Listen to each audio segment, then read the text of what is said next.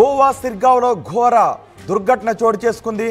శ్రీదేవి ఆలయంలో భక్తుల్లో తొక్కిసలాట చోటు చేసుకుంది. ప్రమాదంలో 7 భక్తులు అక్కడికక్కడే చనిపోయిన విషాదకర ఘటన చోటు చేసుకుంది. 30 మందికి పైగా భక్తులకు ఈ ఘటనలో గాయాలైనట్టుగా తెలుస్తోంది. క్షతగాతులను ఆసుపత్రికి తరలించారు.